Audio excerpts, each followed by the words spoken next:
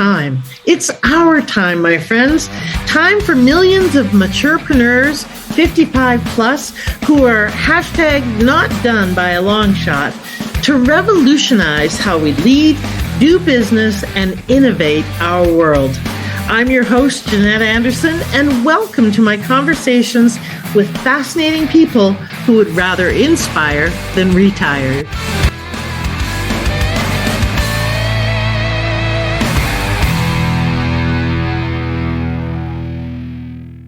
Hello, everybody, and welcome back to this bodacious episode of the Maturepreneur podcast. I am your hostess, Jeanette Anderson, and today I have the beautiful, serene, wonderful, bodacious black butterfly goddess, otherwise known as Tywanah Evette, with me. So welcome today. I'm glad you're here, Tywanah.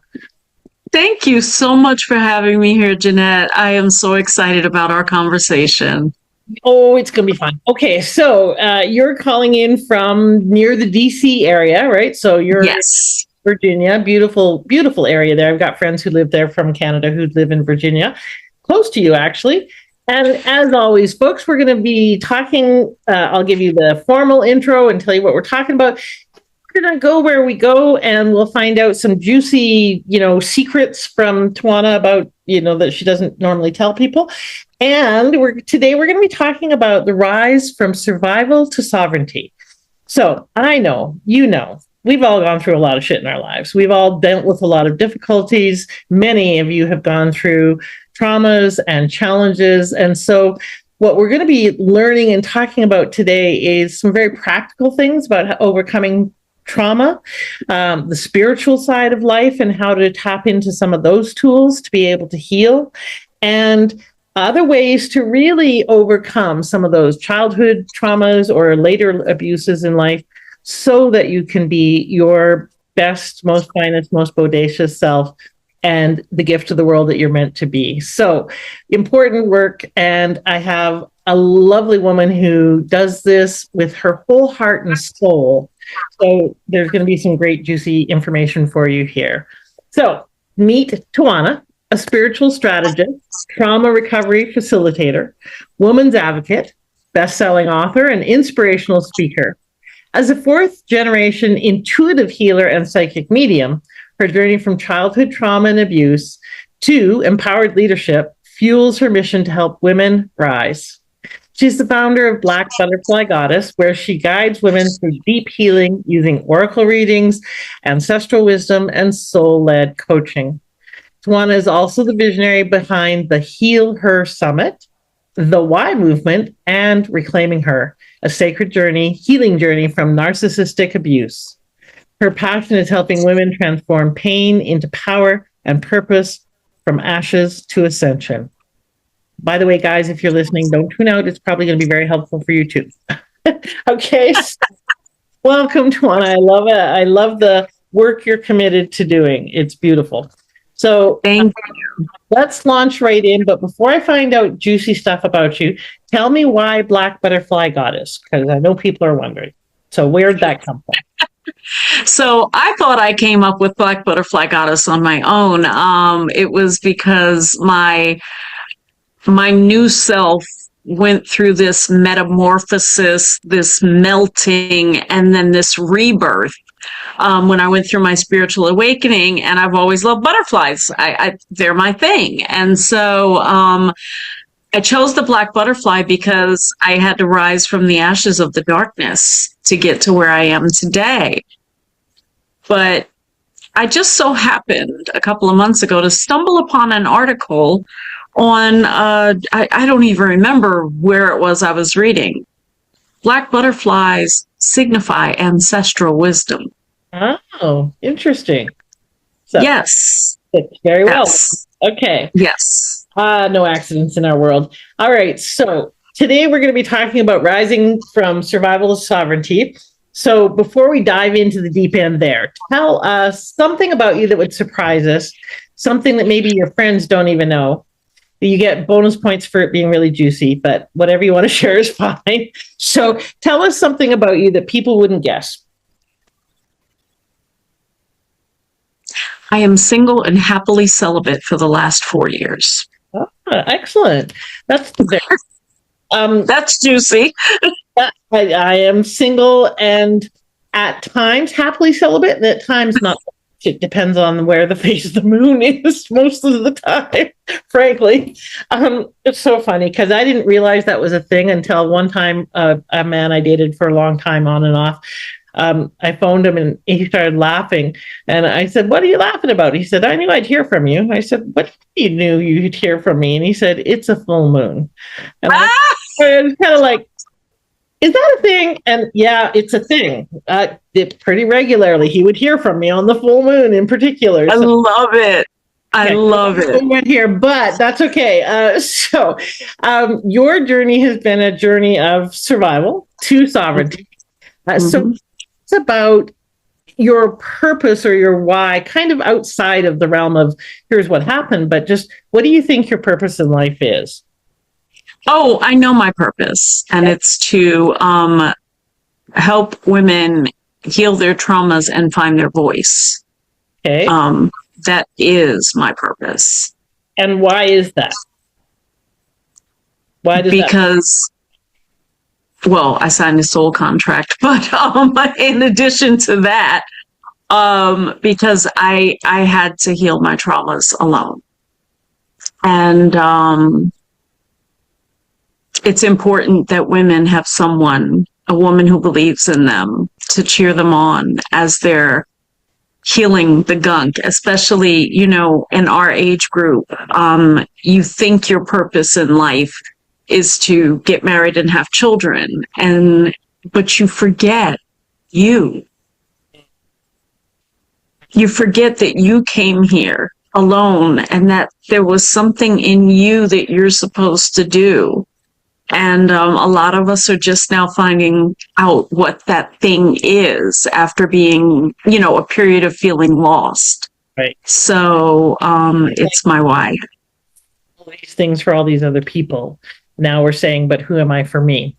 Yes. So that happens anywhere from, 30 and on, but really in our 40s, 50s, and then a different iteration of it in 60s and 70s, a different kind of version of it.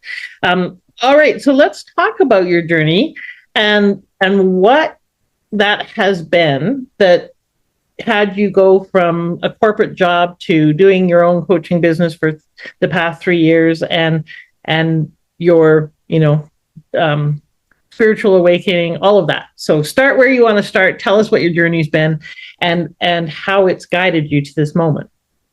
So from the time I was 5 years old, we lost stability. And there went my root chakra. We lost stability. We hopped from place to place. But my mother was dating a gentleman who I believed was my father. Daddy never told me I wasn't his. He always made me feel special. He told me I could be anything I ever wanted to be. I used to dance around in the living room acting like I was Wonder Woman, and I asked Daddy, could I be Wonder Woman? He said yes. And so I'd spin around like she did. Mom and Daddy split when I was 9.5, and my real father came looking for me. And Mom went through a nervous breakdown after her and Daddy split. And we lost our horrible rat-infested apartment and moved to Seattle with my aunt and uncle when I was 10. And I had, just to backtrack a little bit, I had met my father right before we left, and I hid behind my grandmother when he reached to hug me because I knew something was wrong with him. Now, my mother told me the story about how when I was 2, she had me sitting on a pallet outside the kitchen, because back in the 70s, a lot of kitchens had doors, so they were separate rooms. And so she had me sitting on a pallet just outside the door. She was cooking and she heard me squealing, and she peeks out and I'm going, Pop, you can't catch me. And the phone rings. And it's my Nana letting her know Pop transition. So going back to being 9.5, we moved to Seattle with my aunt and uncle. I have the best time running through forest, seeing a cow being born. It was amazing. Here's this New York City kid in country, and I am loving every minute of it. I have friends. It was great. And my mother says to me one day, I'm starting nursing school to better our situation, and I'm going to send you to your father to not burden your aunt and uncle because they're older. And that was the end. That was the end of every hope and dream I had. That was the end of Daddy telling me I could be anything I wanted. The first night at my father's house, I remember sitting on this tiny twin bed in a very dark paneled room. Because I don't know who thought wood paneling was beautiful, but no. It wasn't cute. My father and his girlfriend, who I loved, get into an argument. And I don't know what the argument is about because I'm too busy crying because I want my mom. And she gets up and she has baskets and bags and things, and she comes by my room on the way to the door and she goes, "Baby, I tried. I'll be back every week to do your hair." Oh. So a few hours later pass, I go to bed, I cry myself to sleep because I just want my mom. In the middle of the night, my father comes and takes something that was never his. And I went to school the next day, and I just wanted them to call my mom. So I tried to tell the teacher, and her and the guidance counselor laughed at me, told me I was lying because my father was a deacon and at such and such church, and he worked for immigration. This man would never. You fell off your bike. That's how you got all those bruises between your thighs. And that went on for a while. He manipulated my mother into remarrying him, told her that when she came back, she still had a few nursing credits to finish, and said, "Who's the judge going to believe, a deacon and someone who works for immigration or someone in nursing school? You'll never see her again if you don't marry me." So she reluctantly married him. I never shared with her about the abuse that went on when she was at work. Or in school. And at 15, I missed my cycle. I was pregnant by my father. I never shared that with a soul, even my best friend who went with me to terminate. She only found out 2 years ago. I broke down after that. I broke down. It was probably 3 days to a week. I just broke. And I trashed my room, and my mother's going, "What is going on?" And I told her, he messes with me, but I did not tell her that he had impregnated me. But the thing was, Mom had just received a terminal diagnosis. Hi. She was dependent on him for life at this point. And so I went and lived in the New York City group home system, made a lot of bad choices. I couldn't choose a good person, a good friend or a good partner. And the abuse train kept going until I met, how when you play video games at the end, there's this big monster you have to defeat. Well, I was defeated by the big monster. My therapist said that he checked every box to be a covert narcissist. This man would scream at me to the point of watching me almost go into a seizure, and then would tell me to take my medicine so that no one knew. Fourth grade teacher would never think that of it. In fact, when I met him, I was like, "Oh, you healed your trauma, girl. You did it." A fourth grade teacher, who gets better than that? He's got the cutest little son, and I'm in love with him, and all of the things, right? But he was the biggest monster. He was my father incarnated in a different form with a different form of abuse, but just as insidious. Yeah. And that relationship ended when I attempted to take my life, and it was a real attempt. It was not a cry for help. I took a new prescription bottle of sleeping pills followed by hot coffee and vinegar so that they would melt right away, and went and laid in the woods and said, "I'll see you soon, Mom." And I wrote, "I'm sorry," in my phone to my kids, who were all adults at the time, thank goodness. But that's where my purpose journey began. I remember when I went to sleep, I woke up and there was a tree line, and in that tree line were Mommy and Daddy. I hadn't seen Daddy since 1986, and I remember screaming, "Daddy!" And he had his head down. Daddy had never told me no, and he had to say no. And he says, "No, Boom Boom, it's not time." And I'm like, "Mom, please." And my mother is a Leo, and my mother dressed like Jackie O, and she had style and flair and pizzazz, and she still has it on the other side. So she's not listening to me rambling and begging her to let me stay. People are waiting for you, and I'm begging and pleading, and "Mommy, please." You have a purpose, and it begins now. And she pushes me back into my 3D body. I wake up in the hospital. I don't know how they saved me. I've asked for the records. The records aren't clear. I don't know how I got to the hospital. My mother told me, "Stop asking. We saved you. That's enough." So I did that. I stopped asking, and that's enough. And then how you ended up leaving him? That was how I ended up leaving him. My sister had a couple of weeks before just lost her husband, and she asked me to move back to DC to help her, and I accepted. So I came back to DC to help her to move on, and she had a 6-month-old King Corso. She had no idea what to do with him. And I realized that's when I remembered I was a healer,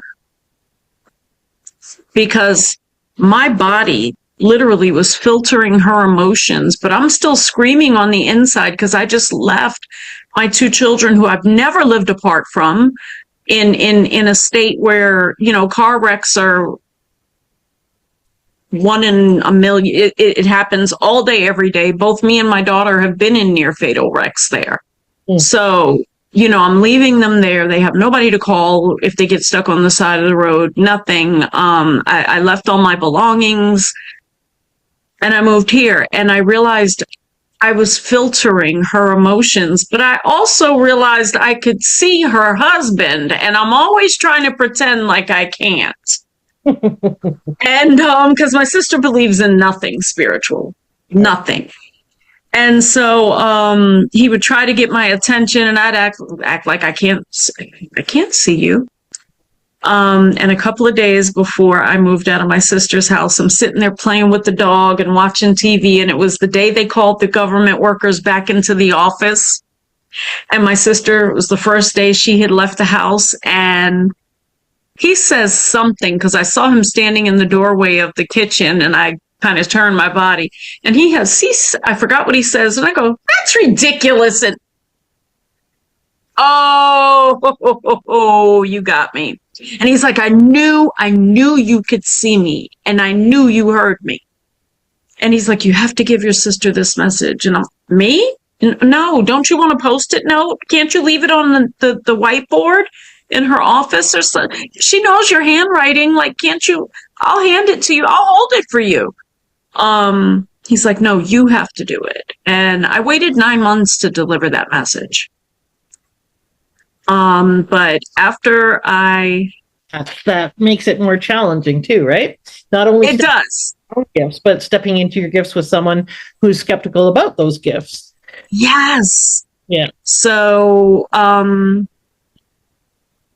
it was 9 months before I gave her the message, but by that time I was comfortable with being a medium, because my mother had come back to me. And he had me scrying all night, sitting outside. And if anybody knows DC winters, it is not cute to be sitting outside writing all night. I had to buy a Canada Goose coat. I bought a heated blanket. I looked crazy, but I did it. And she introduced me to different ancestors, and I learned their energy, and then I learned their voice before she allowed me to see them. But I remember the first time I did a meditation, I was sitting in the recliner meditating, and I opened my eyes and I could see Mom in form. And I remember that moment just wanting to get up and hug her, but having to remember that you can't hug her. Right. And we talked, and she told me what my purpose is and why I'm here and why she keeps sending me back. And I had not tried to take my life. Before that, it was, I've had kidney failure and epilepsy. So it's why she keeps sending me back. And so I felt brave enough to tell my sister that message after I started Black Butterfly Goddess and became an author and announced to the world on a podcast who I was. All right. And she received it well. Okay, good. So that's quite the traumatic journey for you, and a lot of trauma to heal. What has been your healing process? What worked for you to get through that in terms of the support you called in, but also what are some of the things that were part of your unique journey for healing? The first thing was RTT hypnotherapy, and that one session did more than 35 years of therapy did. What was that it? RTT, rapid transformational therapy. Okay. And why was that so effective? Because they go into your subconscious, and this particular practitioner took me back to signing my soul contract. Okay. So they took me back and showed me how to love each traumatized version of myself while I'm under hypnosis. Mm-hmm. And we went back to each age of trauma, even into the womb, where I hear a conversation that my mother's having. And back to where I signed my soul contract. So that did more than, because then I knew why. You know, your whole life when you're traumatized like that, you ask, why did that happen? What did I do to deserve it? Well, I didn't do anything. I signed up for it. Right. So now I knew my why, and I could move forward with other spiritual modalities. So meditation, scrying, which is writing with your eyes closed, putting yourself in a somewhat hypnotized state. But that allows the subconscious to come through as opposed to you controlling what's going on the paper. Different Dark Night of the Soul meditations I did with practitioners. I've had energy clearings. I have a wonderful Reiki practitioner that has helped me immensely. But a lot of different spiritual healing modalities is what allowed my awakening process to move as fast as it did. So there may be people out there who have or think they have or suspect they may have psychic ability, psychic gifts, some kind of spiritual gift. And I know for myself, I have capabilities that I have tended not to talk about. I'll sometimes use them, but I won't necessarily tell the person, where the information's coming from. I'll talk about my particular hang-up in a minute, but for a lot of people, they've got hang-ups about that. Fear of being judged, fear of being rejected, fear of whatever. What was it like for you in terms of accepting your gifts and being able to come out to the world with what is often not accepted or understood or seems to be kind of woo-woo or written off in many cases? how did you wrap your head around and get into being willing to say, here's my gifts and here's what I'm going to develop and I'm going to step into it fully? I release the fear of anything. So tell me more. I don't fear anything. Okay. Tell me what that means and how you did that. I did that again through energy healing, energy workers, where again, I'm in a hypnotized state. These are people that I trust and know. And I always ask my spirit team who's allowed in my energy and who's not. But different energy workers, I even had a shaman at one time clear my energy. But the fear was released in my Akashic reading. Okay. And so on an energetic level that you released fear. And so was it just that easy and then you were able to come forward? Did you also have to do some work mentally, or was it just that energetic shift was enough? That energetic shift was enough, because once you release that fear, period, once you release fear of anything, you don't care if people judge you. You don't care what others say about you. You know who you are. You stand firm in that, and that's it. And if people want to judge you, okay, that's fine. You can do that over there. I don't care. So once I just released fear, period, the shame, the guilt, the judgment, all of that went with it. Interesting. Because a lot of people have approval issues, and these approval issues, it's, I think, the most common issue, especially for women. It's bred into us in every way, shape, and form, to be concerned about what other people think about us and, are we okay, and so forth and so on. Yes. So really wonderful to be able to have all of that go at once. But for a lot of people, that's been quite a journey and a process. So right. once you were able to do that, then you could step fully into your gifts and start to develop them and use them as part of your business offering. Yes. Okay. Yes. So let's talk a little bit about building a spiritual business, because that can be very challenging, because a lot of people don't know what it is. They don't know what the benefits are. They don't know all of that. So you've been an entrepreneur for 3 years, right? You left a corporate. No, I've actually been an entrepreneur since 2009. But with Black Butterfly Goddess, it's been 3 years. Okay. And so tell me about stepping into this business. What's been some of your biggest challenges, and what's delighted you about it? Some of the biggest challenges are some women think they're ready to heal, but they're really not, because when once we get to that really tender point, they'll exit. So clients not seeing the process through. That's been a big challenge. Finding aligned clients was a challenge until last year. Just keeping up with things, building and shifting and, finding out what works best. The gamut of software we have now, right? That in building any entrepreneurial business endeavor, that alone can be overwhelming. But building a spiritual business, you still need business. Yeah. And a lot of spiritual practitioners don't understand the concept of, if you're going to be a spiritual practitioner, you haven't had a space in the business world, please take business classes first. Because what's going to happen is, in this spiritual world, first of all, word of mouth travels really quickly between us.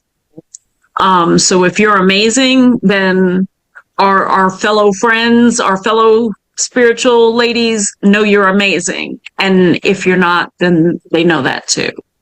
But what I found, particularly when I built my last summit, was that disconnect that disconnect in business and being a spiritual practitioner was with honoring the person's time. Mm. What do you mean? People think because you're a spiritual practitioner and they're a spiritual practitioner, you understand that they're busy. You understand that they're tired. You understand all of that. Yes, that is true. However, when you're applying for something, you're not on your time. You're on that person's time. So what you're saying is they're not showing up professionally. Right. Exactly.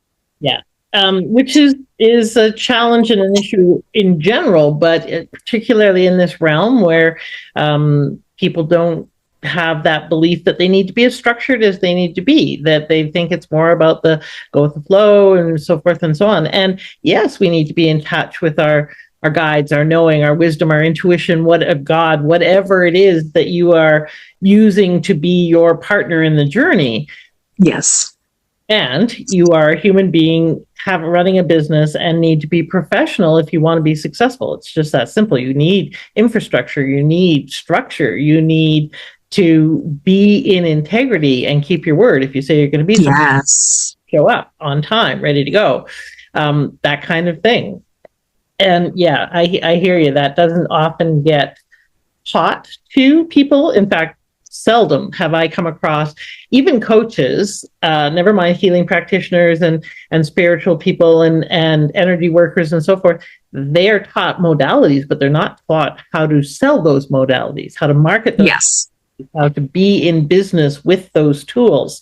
And I think it's just wrong. I think it's wrong for whoever is training coaches or any of those practitioners to practitioner without knowing how to be a business person as well. It's yes. It's giving them two legs of the stool, but you need that over. So tell me a little bit about so getting people to show up, and you said you shifted around attracting more fully aligned clients last year. What created or precipitated that shift?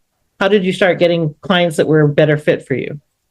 Because I realized that I wasn't recognizing my worth. Yep. That I was giving too much of myself away for free. You know, just based on feeling sorry for someone's situation, or, you know, me having been in that situation before, trying to be understanding. But by the same token, I wasn't honoring myself. And so when I realized that, I discharged every client I had and made the conscious decision that no, I'm worth more. Yeah. And so I changed it. And now the clients that come to me, they want to do the work. Yeah. And because they're aligned, then I can give somebody a scholarship who really needs it. Yeah. You know? So I showing up without an appreciation for the value you provide. Yes. And even if you do discount or provide a scholarship or something like that, I personally always recommend to my clients, never make it free, make it a value exchange, and make sure that they've got some skin in the game so that they are invested in their own journey. Because if we're more invested than they are, that doesn't serve them. And yeah, that is one of the biggest challenges, especially for women in business. You know, a man who went to medical school for 10 years would never think of not charging people, or even if they did do pro bono work, they would make sure that it was, you know, they were well paid for their skills, and they may choose to do some volunteering or whatever. Women, we have a hard time. We invest as much time, effort, heart, and often money into developing an expertise, and then we think, oh, but their situation dictates my bank account, and that's not the way to think of it. No. And yes, part of the shift in business is women doing business differently, but that doesn't mean we can't shift it if we don't own and honor our own value, right? If we don't exactly are goddesses and deserve to be treated as such. Exactly. So tell us just a little bit, what are some tips or tools that you have for people who are perhaps struggling right now, might be in their healing journey around trauma? What are a couple of things that you can provide us as a practical thing for us to do to get grounded, to get back home? Open your mind. Release what society has taught you, because it is a process of unlearning and relearning. If you feel chills, if you feel warmth, if you suddenly smell cinnamon, please know your guides, your angels, your ancestors, they're all around you all the time. And one of the things that you can do if you want to know who they are is you have to ask them to come forward. They'll leave you signs and signals. They'll protect you. They'll tell you to make that left turn instead of the right one. But ask the ones for your highest good to come forward if you want to meet them. And they will. They will. Open your mind up to different modalities. Make sure you can trust your practitioner. Make sure they have reviews. Make sure they have people that you can talk to if it's your first time and you're nervous, to verify that they are authentic, because there are a lot of fake spiritual practitioners out right now. Please don't allow a lot of people to read you. Yeah. I would say that goes for that for sure, but also coaches, anybody that you hire to support you in your business life, in your energy, in your personal world, whatever, therapists, vet them. There are crappy ones in every industry. There are ones that don't have integrity, and they are a minority. But but depending on your grounding, you may be attracting that minority, and so it's really important to vet. So I was going to tell you, when I close this loop, that I was, have spiritual gifts, powers, whatever you want to call them, and get messages from people's loved ones sometimes. Part of the reason why I've resisted it and resisted putting it out is I have seen a lot of people who have spiritual ability stand up and be the guru, mostly with good intent, right? To be a beacon, a light for people, to give them information, to help them through things. But those people end up giving them all their power because they go, they know more than I do because they have this information. Now, I happen to know that there's people with bad information on that side as well. My mother wasn't all that smart on this side. She's not all that smart on that side, right? And so we need to really wonder or be cognizant of who we're taking advice from, whether they're alive or dead. But my big issue was I don't want people giving me their power. And I want them to be, I don't want to be put on a pedestal because I have a skill, because they could have that skill as well. They develop it or whatever. But that also became a story as well. It was a nice way to kind of hide my concern about being judged or being separated or pushed away, or having it impact or having it have people not get the support they want because it's a barrier for them. So for those people who might be afraid to step into that power or something like that, or who may have that belief, what would you say? Step into it, because you're needed on this earth now. We are at a time where people with abilities are needed now, to find out the actual truth. There's a lot of people, well, I don't know about a lot, but I've had this conversation with people over time, that we're in this lifetime to experience this lifetime, to experience this body, to experience this human experience, rather than to, go back to past lives or future lives or outside this realm and so forth. What would you say to that? To those that just get to experience this life? Well, to those who say, why do we need to know about past lifetimes, I'm in this lifetime, I need to be paying attention in this lifetime. If I'm worried about present here, or if I'm busy being with spiritual people, I'm not really with my people here. I'm not having a human experience. They might think that this is taking us away from being fully present and human in this life. It's not taking away, it's adding. This spiritual walk, while not easy, has added so much to my life. I thought in the beginning it was taking away because of the people that I had to leave behind and the people that chose to leave me behind. Just as an example, my children were in that demographic that chose to leave me behind at the time, for 2 years. Tough. My children and I's relationship today is so much different, so much better, so much more trust, so much more genuine love and connection than it was. Was that a function of them getting over their judgment? Was it a function of you getting comfortable with being who you were being? It was literally me healing the yuck and accepting who I am and not caring about the rest of the world, putting me first. Yeah, it's amazing when, what we believe we attract. And I used to facilitate courses, personal development courses.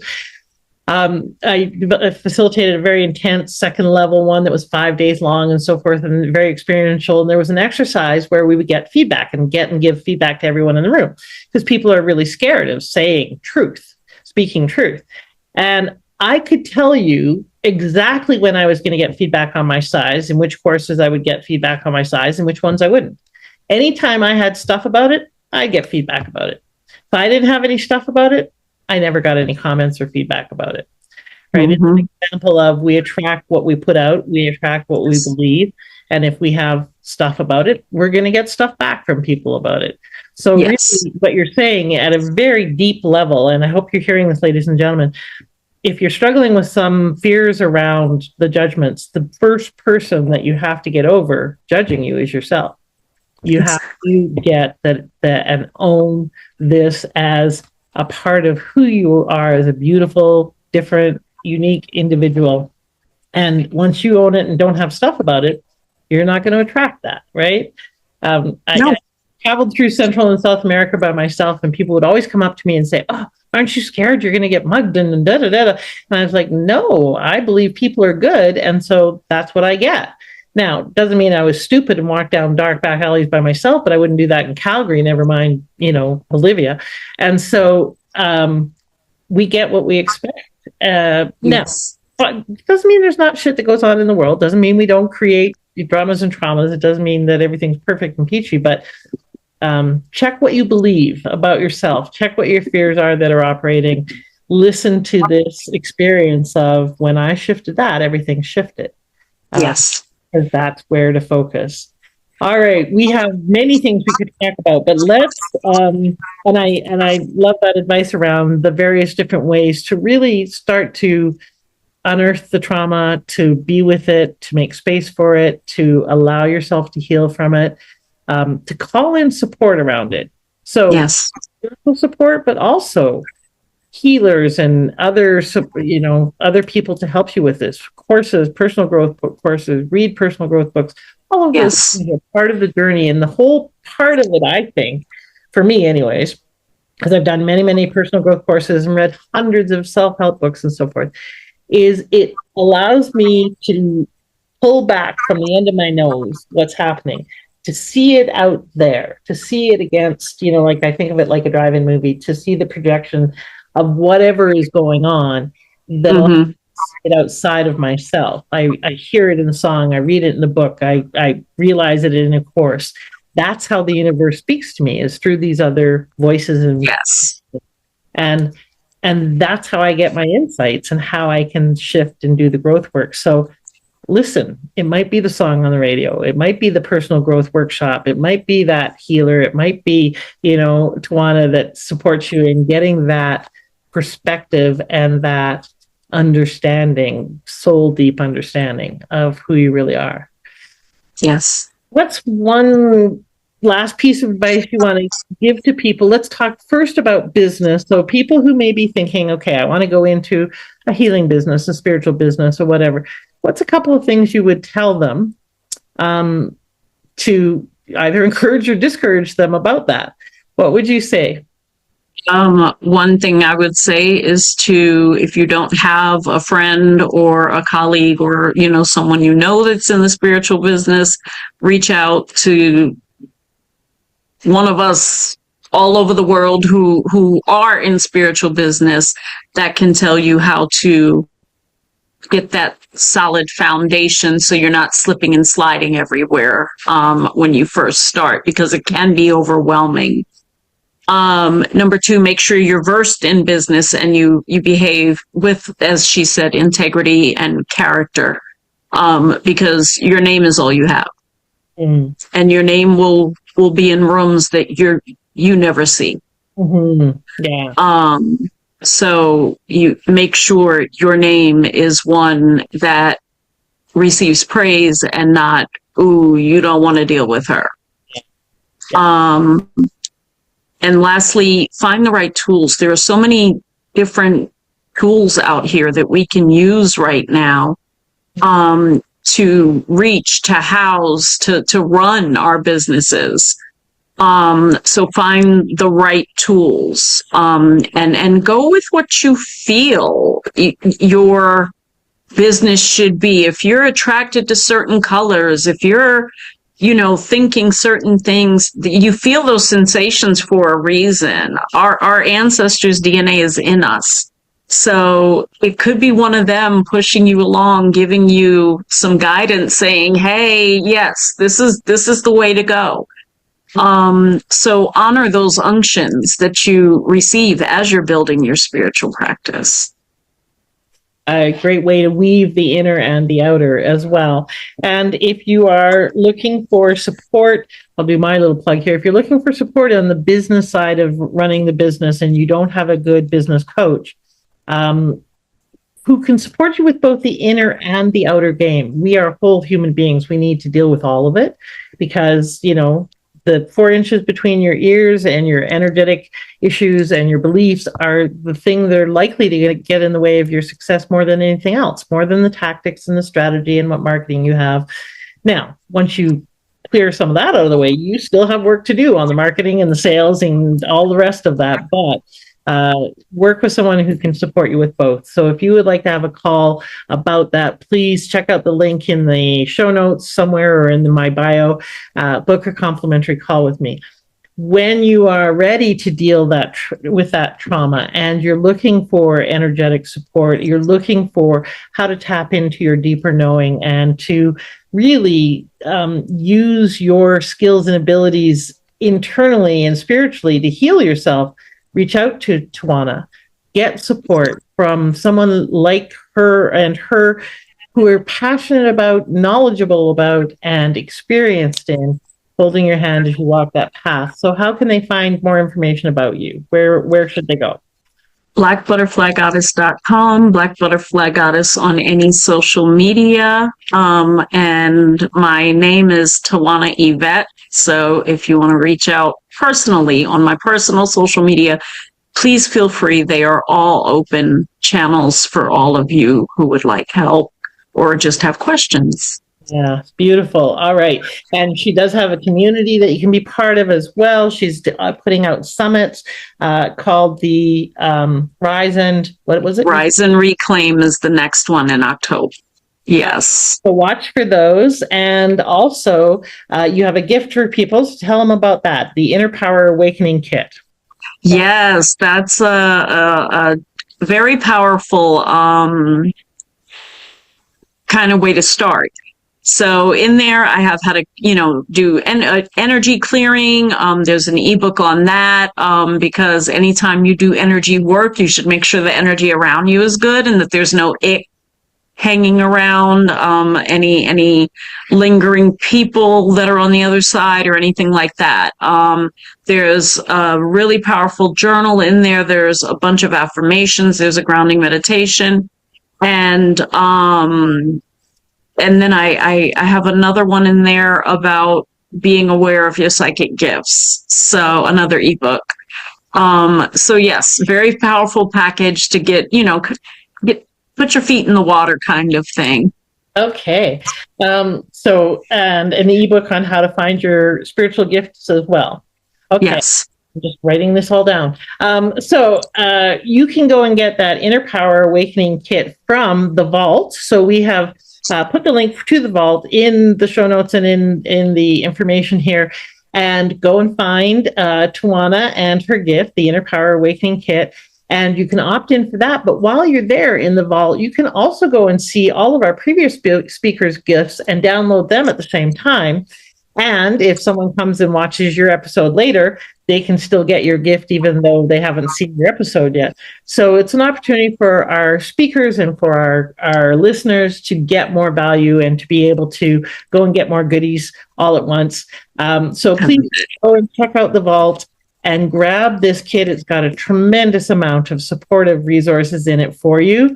It's a very generous opportunity to get yourself clear and going and moving and curious about what is it that I want to develop? What is it that I need to heal? What support is it time for me to call in? Powerful questions to be asking yourself. All right, Tywanah. So that's advice you would give them if they were to start a business. I know you talk about women rising, healing their trauma and finding their voice. So what's a final piece of advice you would have for women who may be in a state right now where they need some encouragement? You are not broken. You're not damaged goods. You are a beautiful soul who was brought to this world for a reason, and it's not to be abused or traumatized. I know it's hard to love yourself sometimes, but that's where it all begins.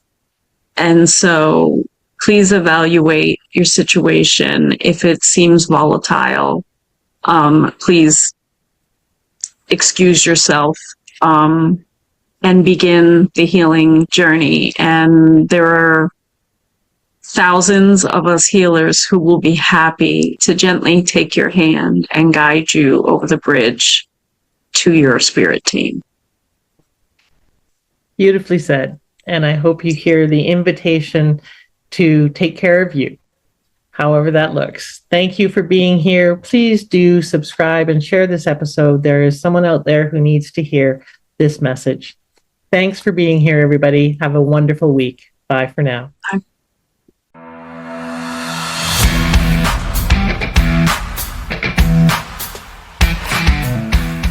Thank you for listening. I'd love it if you left a comment and subscribed. And I encourage you to apply one aha from this interview right away so you can turn your wisdom into wealth and your contribution into positive change. Bye for now.